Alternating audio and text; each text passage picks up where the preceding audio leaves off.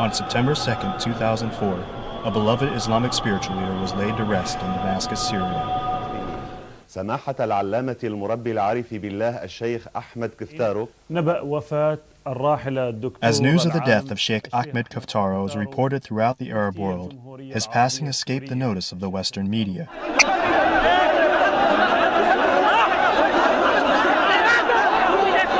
Beyond the often chaotic and emotional spectacle of such funerals is a face of Islam that the media often overlooks. Beyond the rhetoric of East versus West confrontation, there is a path of understanding that Sheikh Kftaro and so many Muslims like him dedicate their lives to.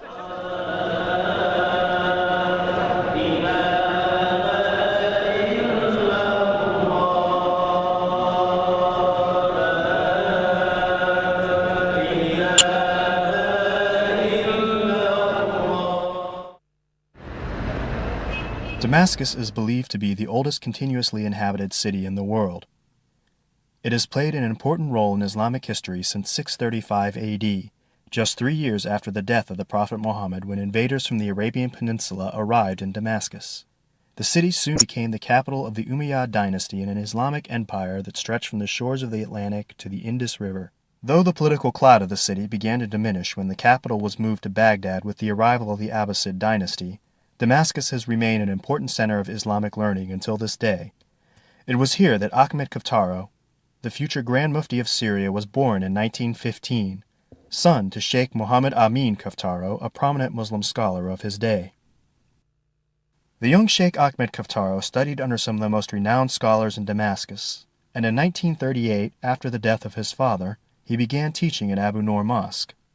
We spoke to his son and successor at the mosque, Sheikh Salah Kftaro, just after the traditional 3-day mourning period for his father.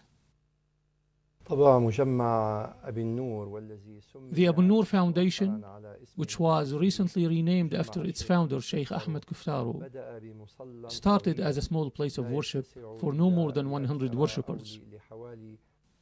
In 1951, at the age of 36, Sheikh Ahmed Kftaro was appointed Mufti of Damascus, and then later, in 1964, he was elected as the Grand Mufti of Syria, the chief Islamic scholar and head religious authority for the entire country. For the Muslim, there is a pope in every country, Muslim pope. Here in Syria, the Muslim pope is Kftaro. And Kftaro is a very open mind. He has a very open school, and I think that he is the school. Sheikh Kftaro called the Muslims in Syria to the pursuit of knowledge, moral commitment to the universal values of Islam, including respect for religious freedoms and interfaith cooperation. In his later years, the Grand Mufti expanded his message to include the protection of the global environment and a call for American moral leadership in the world. Long before the events of September 11th, Sheikh Kftaro recognized the need for greater dialogue and cooperation between the East and West. I met a man that I would say was, in my lifetime, one of the greatest men I ever met. I felt as close to him as if he was a brother. And I think that spiritually, he and I were in the same pocket. In 1975, the original Abu Noor Mosque was renovated to include the most modern educational and administrative facilities available. Up to 15,000 men and women were now able to attend the Grand Mufti's lectures there. And in addition to primary and secondary education, a College of Sharia Sciences was established, as well as an Arabic language program. Renovations continue to this day, and in 2004 the entire mosque was refinished in white marble just around the time of the Grand Mufti's death. The late Grand Mufti founded this institution, which by the grace of God became a bright Islamic beacon for the entire world, calling for brotherhood among humanity and dialogue and connection between all kinds of people. This is what Islam teaches, and that's what the late Grand Mufti taught us. During his lifetime, Sheikh Kftaro dedicated himself to demonstrating the universal message of brotherhood inherent to Islam through deeds and not just words. He made more than 200 trips around the world reaching out to different religious and political organizations, and he invited them all to speak to Muslims through Abu Nur. We had several private meetings before I went into the pulpit, if that's the proper term, to preach the sermon on December 17, Friday, Holy Day. And he told me that I had complete freedom and liberty in my sermon. He respected me, trusted me. There is a long tradition of mutual respect and cooperation in Syria between Muslims and Christians. In Syria, we have a unique and wonderful example of a coexistence between Christianity and Islam. This is not from a strange thing to Islam or from nothing. It came through the Muslim scholars who are open and cooperative, and the Christian clerics who share this same quality. And so, we live as one family with our Christian brothers sharing this homeland. We feel that it isn't an appearance relations, but it's really a fraternity between Muslim and Christian. And after the passing of His Eminence, the Mufti, many of the Christian brothers expressed their condolences through the press, and their condolences were a great comfort to us.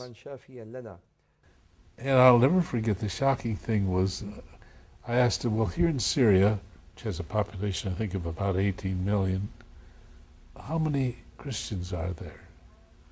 And he said, oh, about maybe 16 or 17 million. I said, no, that's not true. Muslims, yes, but not Christians. He said, I am the Grand Mufti.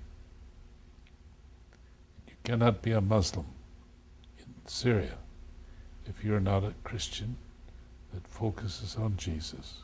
For this, the Patriarch of the Arab Christians said to the Mufti in front of a large audience of Muslims, we don't consider you to be just a Sheikh of Islam, but we also consider you to be the Patriarch of the Arabs. I was touched with him, spiritually moved by him, and I came back with a profound affection and love for him. And I think it is the Spirit of Jesus in him and the Spirit of Jesus in me. That's where we were able to make a connection. When the Pope came here, it was possible for him, for the first time in the history of the Vatican, that the Pope go to the mosque. It was the first visit that a Pope go to the mosque, because we have a special relations in Syria. So the Muslim was very, very happy to receive the Pope in the mosque. And Sheikh Kftaro was the first there, because the Umayyad mosque is very important for Muslim and for the Christian. We have in the mosque the body of John Baptist, Yahya bin Zakaria. He's a prophet who came before Jesus Christ to announce Jesus Christ. So the Muslim respect Yahya bin Zakaria, son John of Baptist, and we respect him. So it was an occasion for the Pope to make reference for the body of St. John Baptist. He said Syria is a big school to teach how the religion can live together. Of course, the message of Islam is a universal message to the full spectrum of human societies. The message of Islam is made clear by the saying of God in the Quran, O ye people. He did not say, O ye Muslims. Rather, he said, O ye people, we have created you of male and female, and we made you into nations and tribes so you may know each other. Over 9,000 kilometers from Abu Nur in Baltimore, Maryland, one of the first generation of students to graduate from the religious education program is helping to spread Sheikh Kftaro's universal vision of Islam. Bashar Arafat came to the U.S. in 1989 after serving as an imam for 8 years in Damascus. Sheikh Ahmed Kaftaro, the Grand Mufti, my Sheikh, would tell us all the time how the West is in need to know the true message of peace and love and mercy of Islam.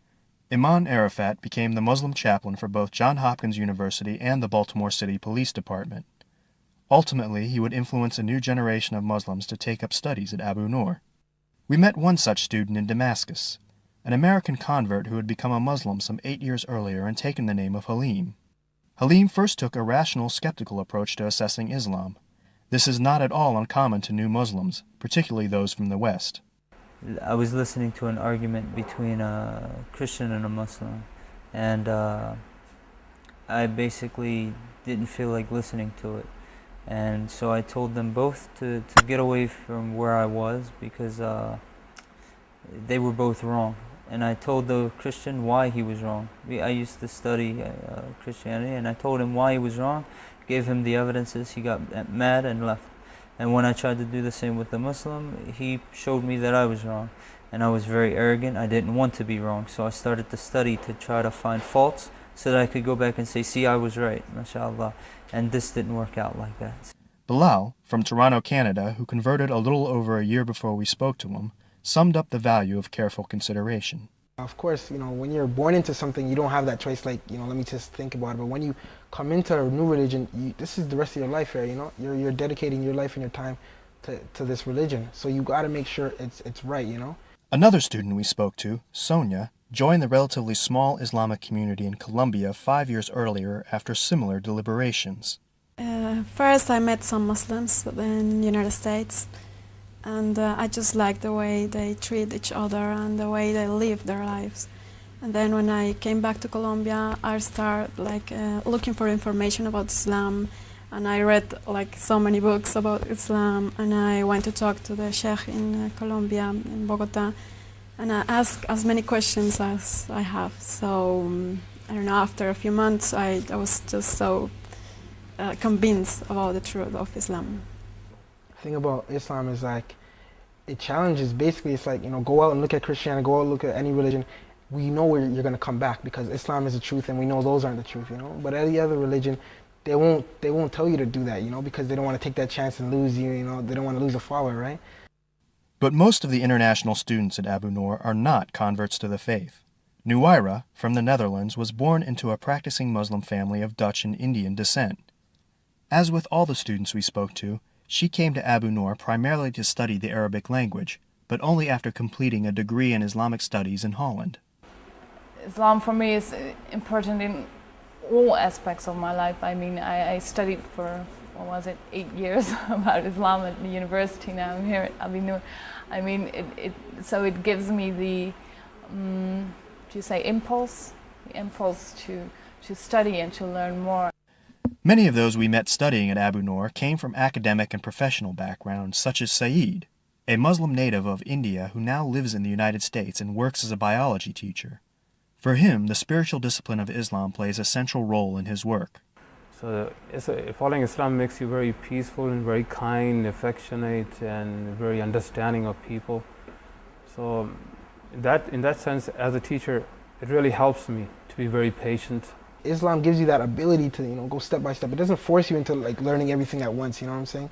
It tells you, take your time, because this is a big thing. You're changing your entire life here, right? And we don't want, you don't want to just take everything all at once and then you just I can't handle this, In the Quran, Allah says, La ikrah fi din, you cannot force anybody to accept Islam. So I apply that for everything. You cannot force anybody to do anything. So that's what Islam is talking about. Unfortunately for many of Abu Nur's students, the issue of force has played a much more central role in their lives than in just academic concerns. Samra, who has lived in Sweden since she was 13, spent much of her early life in her war-torn homeland of Bosnia. There her family came to a much different conclusion about the value of Islam in their lives. My parents, they were not religious at all, and during the war, they were even less religious. Thinking that how could this happen if God exists and stuff like that. And many of Muslims in their age just forget about Islam, forget about God during the war, because they thought they were left, that the God left them, and that was the problem. While young people like me, we turned to Islam because of the war. Even though Syria is a distinctly foreign setting for many of the international students, there is still a familiar sense of belonging. Sometimes I feel I have come home in my heart somewhere. We are different, the cultures are different than people, but still, I really like it here. With a population of over 1.5 million people, Damascus has many of the usual problems associated with a rapidly developing city. But still, residents there generally manage to maintain an easygoing and relaxed pace to their day-to-day lives. Very peaceful, very secure and very peaceful and very affectionate people. Very kind and very calm people. This relaxed manner can occasionally prove frustrating to those accustomed to a faster, more deliberate pace. Sometimes I could kill them all, but I really love the country. The people here, their manners are amazing, their hospitality is amazing. Not only hospitality, but they're, I think, generally interested in what you're doing and where you're coming from and what your background is, and you know, very, very different from Europe. Both the Syrian lifestyle and the dedication of Sheikh Kftaro are reflected in the learning environment of Abu Nur. The teachers here, they're Muslims and they're devoted to it, and I just want to be in that environment. I just miss that. The girls there in Abu Nur, they're like, if I have like 100 mothers there, you know, they're all so nice and so helpful, you know. I feel like home, you know. Of course, it's a very different environment from what I'm used to. I graduated from university in Holland, and then I came here, and everybody works completely in different way as they do in Holland, but you know, it's a really nice experience. The Grand Mufti used to say, I don't want to produce students who will just hang their certificates on the wall. I want to produce a graduate of Sharia science that calls for love, peace, and brotherhood among humanity. I mean, there's some kind of idealism, I think, behind it. It can't be that they're just teaching to earn their money. I studied my sciences all throughout my life. I'm still a teacher, biology teacher, and I used to teach in Chicago, City Colleges of Chicago. So I want to use that experience in teaching or letting people know about Islam. So before I do that, I have to learn myself. If you get the degrees and the certificates of the best universities and educational institutions in this world, and you don't have those feelings and those meanings, how to be humble, how to be approachable, how to be a peaceful human being, carrying nothing but mercy to the people around you, what are you going to benefit from all of these certificates? Our Prophet Muhammad, may peace be upon him, said, I was sent as a teacher. I was sent to perfect the best of ethics. When I follow his way of teaching, it's very effective. For that, I have to be a very good person, internally and externally too. Islam emphasized the importance of science, information, progress, and reform. The Prophet also said, there is none from me except one who is knowledgeable or a seeker of knowledge. I think knowledge is very important, because if everyone gets the opportunity to know and to compare and you know, to realize what is the truth, it will be like you know, the best thing that might happen to us. And when we say knowledge, we don't just mean knowledge of the laws of the religion, but all kinds of science, industry, trade, information, and economics, so we can be true heirs and trustees of God on this earth. Despite the emphasis on typically Western-sounding ideals, there are still differences in the manner in which the faith is presented, not to mention the perceived value of an Islamic education. These differences become apparent when talking to the Western students.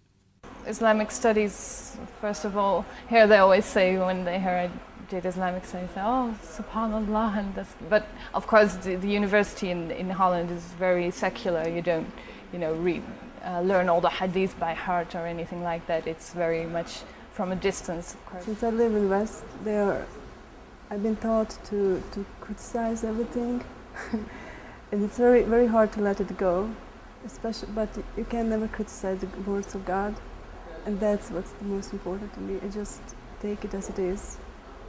It seems to me the way we study it in the West is very objective. Once you believe that, you know, the Quran is the word of God, you know, you got to believe everything in it. So I believe that, you know, and I just looking back at Christianity, you got to be able to, like, the book has to be 100% inspired by God. And if the book is not, if there's one mistake, you know, you can't believe in the entire book, right? But I think the first thing after Muslims uniting is that they should be able themselves to be critical of themselves, of the Islam, not of the Islam as a religion, but, you know, the way history is studied, the way hadith is studied, the way sunnah is studied. There is a misunderstanding by some Muslims of some of the Quranic text. Also, there is a misunderstanding by some Westerners due to a lack of knowledge about the reasons and circumstances surrounding the revelation of the text. Therefore, whenever we bring up a verse of the Quran or a tradition of the Prophet, we should consider the circumstances of the revelation and emphasize the explanations offered by the most well-versed scholars of Islam. This is important. Talk to knowledgeable people. First, we got to get the knowledge, right? Because you don't want to get people that don't have the knowledge and then they're going and spreading Islam. That's good. It's good to spread Islam, but if you're giving false information, you know, it's not good, right? Usually, the Christian in Europe or in America, they forgot the history, or they read the history not with objectivity. We also has to have knowledge about Islam, because not everyone does. Even though we are Muslims, a lot of Muslims are born Muslims but don't know much about Islam. The history isn't always as solid as Muslims make it out to be. Our Islamic religion is all about reform and progress, and it is a call to a revolution against myth, ignorance, and illiteracy. Therefore, it is the duty of our scholars and clerics to emphasize this side. There are problems, but we have to clean them up. And we have to spread this message of peace and what God wants, that we came from God, all of us, not only Muslims, everybody of us came from God, and we are going to go back to God. So I ask for the Christian in Europe and America to learn how to read the history, and especially in the Middle East. There is a sense of common religious heritage shared by Muslims and Christians living in Syria as well as elsewhere in the Middle East. But misconceptions about even the most basic issues persist in Europe and the US. God for us is Allah. Allah, it isn't another God of the Muslim. It's the same God of the Christian and the Muslim. Only the word is the Arabic word. So I know that for the American people or for the European people, Allah, it's meaning the God of the Muslim. It isn't right. Allah, it's a unique God. There is another God. There is no another God. We have one God only. This God, we call it in Arabic Allah. The concept and the image of Islam is distorted in the West in general. They lack in the knowledge. They don't know much about us, Islam. They only know what they see in television, and that's only terrorists. It's nothing else. So you're dating that all of us are terrorists. And it's very, very hard to speak to them when they have that in their minds. I experienced this after 9/11. People started showing up fingers and calling me Osama bin Laden and all that kind of stuff in the college too, which I got offended, but I thought these people don't know. I mean, they have been fed something which some people want them to be fed with, and they don't know what the real truth is. I listen to talk radio, and so I hear a lot of misconceptions about Islam. It's not even misconceptions. I mean, they don't investigate at all. They just take, you know, whatever they see and they make their own stories up about it. Even though it isn't something like clear, you can say it affects me on this and this. It's like the general environment, you know. You see, like everyone is looking at you like in a suspicious way. it's okay, you're free to go around with hijab. No one looks at you if you're in big cities. But for a woman, there is no chance to get work. I'm a professional, and I spent the last 8 months looking for a job with wearing my hijab, and it was like difficult, you know. Nobody say we won't give you a job because you're using or wearing this kind of clothes. But I think people think or wonder what kind of person I am because I'm a Muslim, you know. I normally, outside Abi Noor, I don't wear hijab. So in Holland, I'm not really recognized immediately as being a Muslim. But, you know, a friend of mine who wears hijab, she sat next to a woman in the bus stop, and the woman just stood up and said, I don't want to be sitting next to a terrorist. And you get these stories all over and over again. But, you know, because Holland was for years and years said to be the most tolerant country in the world, but it's definitely not now. You know, you still get those people, like my family, you know, they're like, Syria, you're going, it's right beside Iraq, you know, and they're going crazy, and I'm just like, you know, Iraq's there, Syria's here, you know, I'm not going to go join the army, I'm not going to go do this, I just came here with a purpose, you know, just to learn the Arabic language and stuff like that, you know. So one of my aim is to clear up these kind of misconceptions that Islam, and if anybody follows Islam, they become terrorists, and in fact, there's nothing about terrorism in Islam. We should not under any circumstances say that Islam is the religion of zealotry and extremism. Extremism has no single religion, color or race, and no single country where it can grow. And you find people that call themselves Protestants, but they'll kill people. You'll find people that are Muslims, and they'll kill people. Jews, the same way. And that in fact they claim to be believers but are all atheists. They do not even believe in God. They have only adopted a cultural religious statement to identify themselves. We have to go back and we have to give an account of our life, every moment of our life, to God again. So these people who do all these kind of work, Muslim or non-Muslim, they forget this. They forget that one day you have to die and we have to die. And God says in the Quran, whoever kills a soul, unless it is for murder or corruption in the land, it is as if he slain all of humanity. And anyone who saves a life, it is as if he saved all of humanity. In this world, you don't find justice everywhere. You find justice with God. Aside from the perceived connection between terrorism and Islam, one of the most common areas of misconception has to do with the role of women. In the Western society, they think in Islam women is something less than men, you know, but it's so not like that. Also, Islam emphasized social justice and women's rights. For women are the life partners of man. In the Quran, there is a great chapter entitled The Women. And the Prophet of Islam used to always advise his followers to treat women kindly. Actually, Islam was the first religion to give women the rights that the women just got in the last 50 years, you know, in history, after fighting for their rights. You know, Islam gave women rights from the very beginning.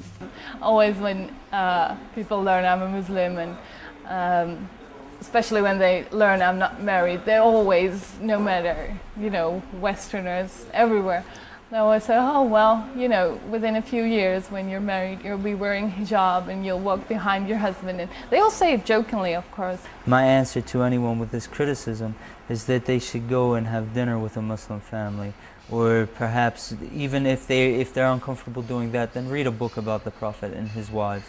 I mean, in Islam, there is a difference between a man and a woman, and I think we in the West are silly to deny that. I used to have to fight for my rights, you know, because in Western societies somehow you don't have them, you know. But then in Islam, I don't have that need to fight, you know, because they are there, you know. It's just there, just take them. Of course, you get some, you know, women who don't know their rights from the Quran and everything. They might get overshadowed by their husbands sometimes. But as far as my own experience, whatever my wife says goes. So that's, you know, As long as everything's within the law, then whatever she says goes. You know, inside the house, she's there, I'm not. I have to work all the time. So she sets rules for the house, I follow them. Outside of the house, then it's my job to protect her. So this is the way we have balance in our home. I never encountered women who are blatantly unhappy with their husbands because of Islam. I mean, you have bad marriages through all the world and through all religions. As you probably know, there are a lot of things culturally defined which gives the man more power, or however you'd like to call it. But I think if these women would be able to go back to their sources, they'd find out they have a lot of rights. Women are not, as some might say, half of the society. Rather, in my opinion, and according to my understanding of Islam, they are the whole society. They raise half of the society, which is man, and they are, as women, the other half of society. It's a really good start, like you see here at Abi Nur, Islamic women trying to develop themselves, learn about the language of their religion, learn about the history of their religion. So if they could make themselves and each other aware of the power they have, I think that would be a big step forward. From the teachings of the Grand Mufti, always that knowledge starts from within your heart. The true knowledge will come when you start by opening your heart. Knowledge starts by realizing who you are and who is your Lord and what's the connection between you and Almighty, because that is going to produce respect to the society around you, to the family, is going to produce respect to the environment, how to be a true human being living on the surface of the earth. There is a great deal in the Quran and in the traditions of the Prophet about taking care of the environment. 14 centuries ago, the Prophet of Islam called the planet Earth our mother. He said, "Take care of the earth, for she is your mother, and whoever does anything good or bad upon it, she will tell about it." Unfortunately, we find our brothers in the West are more conscious of this issue than we are in our countries, because we have abandoned the great teaching of Islam, which calls on us to preserve the environment, and many of us settled for practicing rites and rituals without even reaping the benefits. The essence of the educational mission of Abu Nur is to prepare its students to better represent Islam around the world, and to help counter the persistent misconceptions held by both non-Muslims and Muslims alike. The question, as always, is how. Muslims suffer a great shortfall in regard to presenting our issues in the West, especially in utilizing the media. In Syria, as in most of the rest of the Islamic world, there is no shortage of information from the West. Satellite TV dishes cover the rooftops of Damascus, and internet cafes can be found in almost every neighborhood. And while there are hundreds of channels now being broadcast from Muslim countries, until recently, after the events of September 11th, few media efforts were geared towards presenting the Islamic point of view to the West. The late Mufti, may God bless him, for more than 20 years, tried to bring attention to the fact that the media can be used as a means to emphasize the universality of Islam. Under Sheikh Kftaro's guidance, a media section was established at Abu Nur to televise his weekly lectures, as well as to produce their own content and to establish a multilingual internet presence. He would tell us about his own experience after talking and giving lectures, either in Europe or in America or in the Soviet Union at that time, and how the reaction from the audience and from the people who are inviting him is so positive and so tremendous that that the whole world is ready to hear the true message. But unfortunately, the means were not available of media, television, movies, and I think still we are lacking that until today. And I think if people get to know more about Islam, and if the worldwide media is allowed to show what is really happening in here, like in Muslim countries, and allowed the people to know what really Islam is about, it will be like really helpful, you know. I may sound really idealistic, and I know I am, but I really like to have a job where I can somehow improve the knowledge about Islam. For me, that just seems the most important thing, you know. If I can work with Islam, I can live my life through Islam, I can't see any better job than that. I don't want to go back to Sweden now. No, because there is no future for me there. Yeah, I know I should spread Islam as it is, and I will do that as well.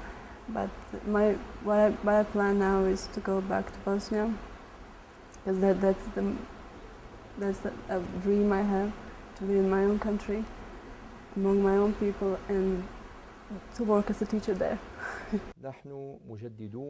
We are reformers. That's our mission, and that's what Islam calls us to do.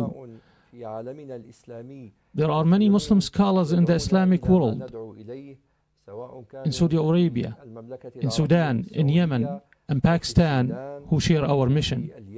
I think that this is the first step to productive change, is informing the people what Islam is, what our daily lives are like, who we are, you know, that we're not some Arab in the desert, you know, we're the next door neighbor, you know, we're the guy going in their house painting it, we're their doctor. Because if people know what Islam is about, I'm sure there won't have to be any misunderstanding. How can everybody say Muslims are violent if every time they see us smiling? If every time they see us giving sadaqah, giving charity, you know, if every time they see us doing something, helping the community, how can they then say we're violent? So in this way, I think that we'll get the message out. Our Prophet said at the beginning of every 100 years, God will send to this nation someone to restore its religion, who will rid it of the deviation of the extremists, the innovations of the careless, and the interpretations of the ignorant. Islam is your basic nature. The best and the good things of your life is what Islam is. This is why we see the Muslims fell behind and became weak.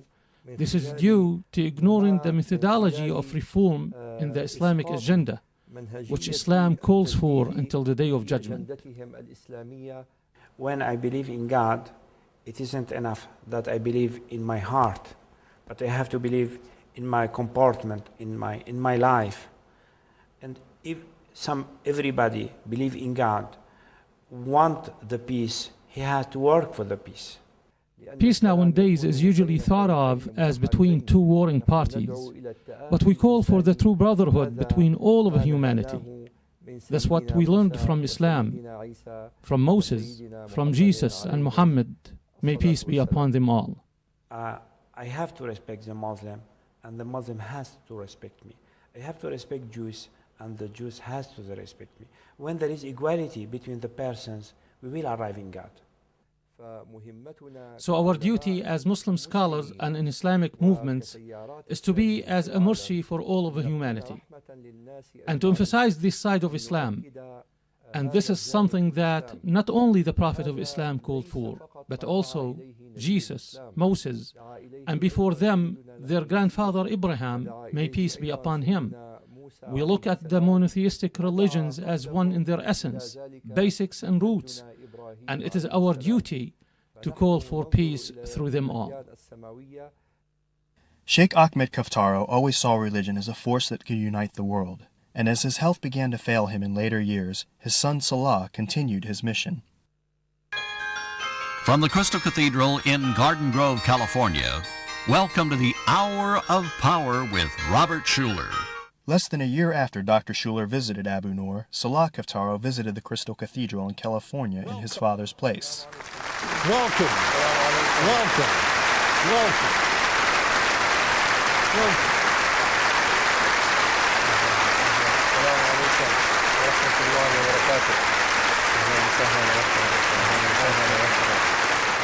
And I do believe that if we had seen this beautiful view of this beautiful congregation, he would not have listened to the advice of his doctors, and he would have come here, because this is what he has been calling for more than 50 years now. Even after the events of September 11th brought the differences between Muslims and Christians to the forefront, The ever-optimistic Robert Schuller sums up his views of the potential for continued interfaith dialogue.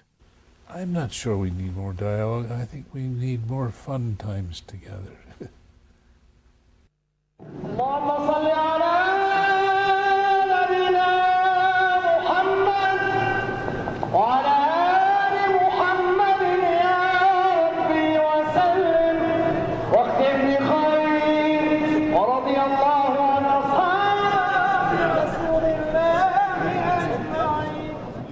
When Sheikh Ahmed Kftaro passed away at the age of 89 from natural causes, almost the entire city of Damascus shut down. His funeral services and the procession between the Umayyad Mosque and his own Abu Noor Mosque were attended by an estimated 700,000 people of every faith. His Eminence, the Grand Mufti, has a special place not only in the hearts of the Syrian Muslims, but also in the hearts of Christians and those across the whole spectrum of a human society. They all have great respect and reverence to His Eminence for his call to brotherhood among all of humanity. While there may be a void in the hearts of many since his death, the legacy of Sheikh Ahmed Kftaro will surely live on in his call to knowledge, faith, and human unity. This great institution, the Sheikh Ahmed Kftaro Foundation, will always be a free platform for people of all kinds of societies and serve as an open door for all of them to speak through it to tens of thousands of Muslims. This is the method we learned from His Eminence, and it will stay in our memories and our hearts and our minds to strengthen our brotherhood with humanity and to emphasize the establishment of justice and peace in our land. The last line, after all, is not the theological statement. It's, what is your soul? And where is your heart? If God wants, He can give us one religion, but God give us more than one religion. But before the religion, He give us a religion of our heart, because we are the icon of God. Before to believe in Muslim, or in Christianity, or in Jews, or another religion, we have one religion of God in our heart. Whatever the long and often seemingly difficult road ahead offers for relations between Islam and the West, knowledge and the heart must always travel together. In the end, Sheikh Salah offers a simple prayer for humanity that perhaps everyone can appreciate. I pray to God that a just and comprehensive peace be established in our region and in the whole world, so we can live in paradise on earth before we live it in the hereafter with our Lord Most High, if He is pleased with us.